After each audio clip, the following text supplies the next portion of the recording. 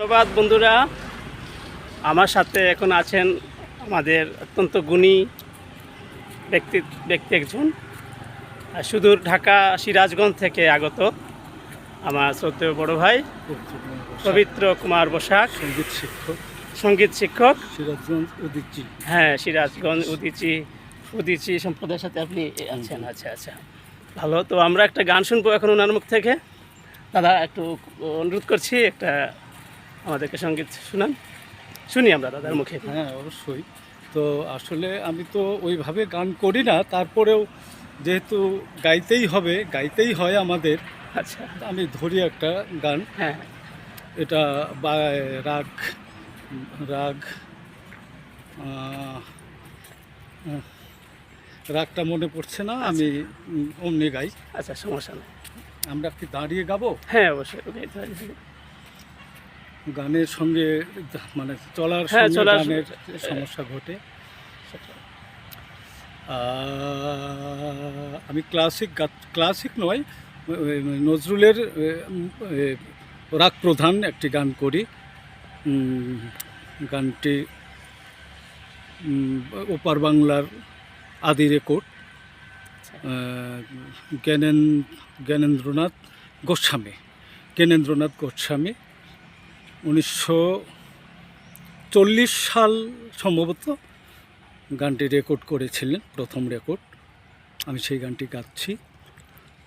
ভীম পলিশ্রী, রাগ ভীম পলিশ্রী আমার মনে পড়েছে, তো আমি গানটি গাচ্ছি। আ আ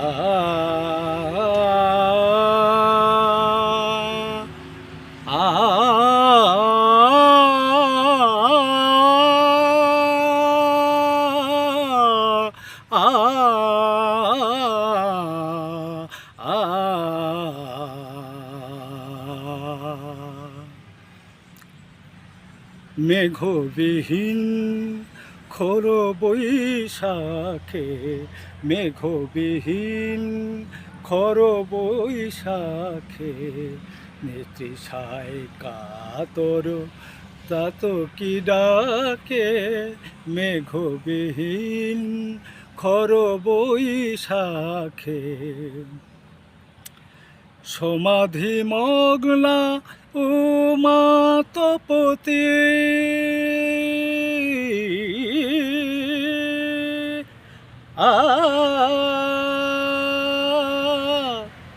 উমা তপতি, সমাধি মগ্না,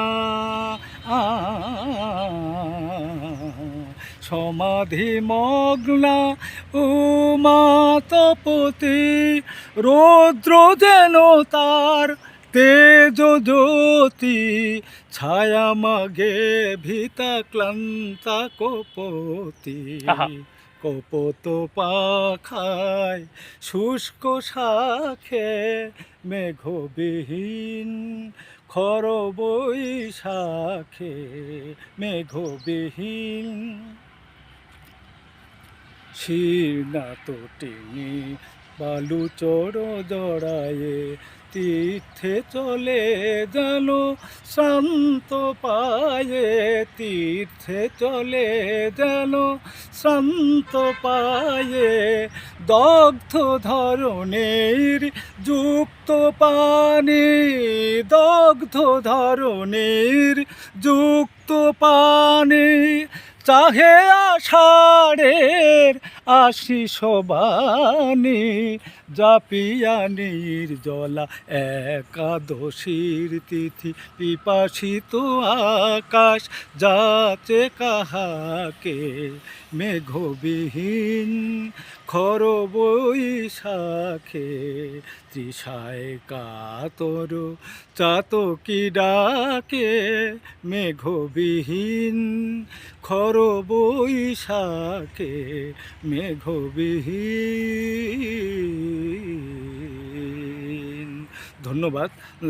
শুধু আমি দুঃখিত, আসলে আমি ভুল বলছি। গানটা রেকর্ড করছেন 1940 সালেই, তো ধীরেনচন্দ্র মিশ্র। ধীরেনচন্দ্র মিত্র গানটি রেকর্ড করেছেন।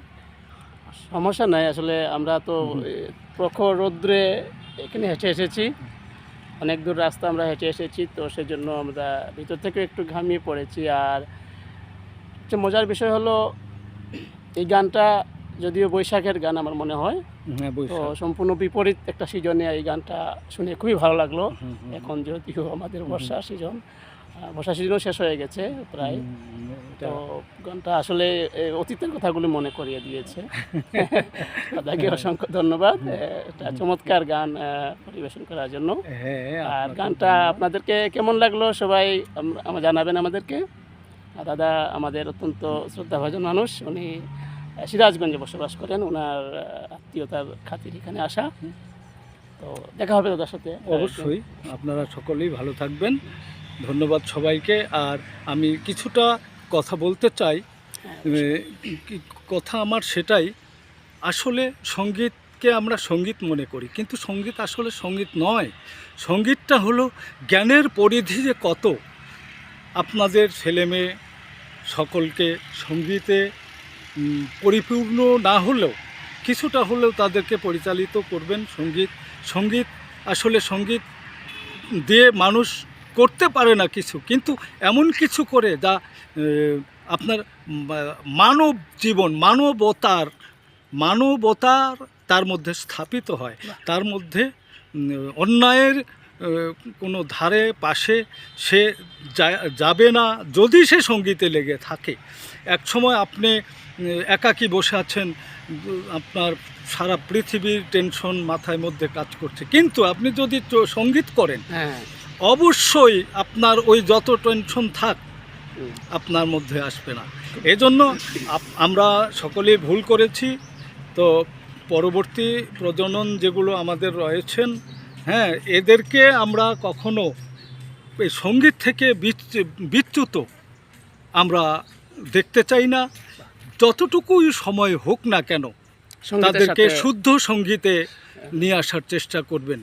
সঙ্গীত তো বিভিন্ন প্রকার আছে, কারণ অপসংস্কৃতি এটাও একটা সঙ্গীতের মধ্যেই আছে, কিন্তু অপসংস্কৃতি না দিয়ে আপনার শুদ্ধ সঙ্গীতের মধ্যে, শাস্ত্রীয় সঙ্গীতের মধ্যে তাদেরকে নিয়ে আসবেন। এটা আমার অনুরোধ থাকলো। সঙ্গীত থাকলে মানব জীবন সার্থক হওয়া সম্ভব। এ বলে আপনাদের সবাইকে গানে যেটা বলেছেন তার চেয়ে আরও অধিক মূল্যবান কথাগুলি আপনি আলোচনায় বলে দিয়েছেন। তো আসলে খুবই মূল্যবান কথা আপনার কাছ থেকে শুনলাম, এবং আমার মাধ্যমে এই মূল্যবান কথাটি আপনাদের সবার কাছে পৌঁছায় দিলাম যে দাদা সঙ্গীত নিয়ে যে মূল্যবান যে তথ্যটা আমাদের কাছে দিয়েছেন, যেটা অমূল্য সম্পদ। আসলে সঙ্গীত হচ্ছে ক্যারেক্টারের একটা প্রিয় গুণ, জি, সেটা আয়ত্ত করতে হবে। ধন্যবাদ সবাইকে, ধন্যবাদ, নমস্কার সবাইকে। নমস্কার।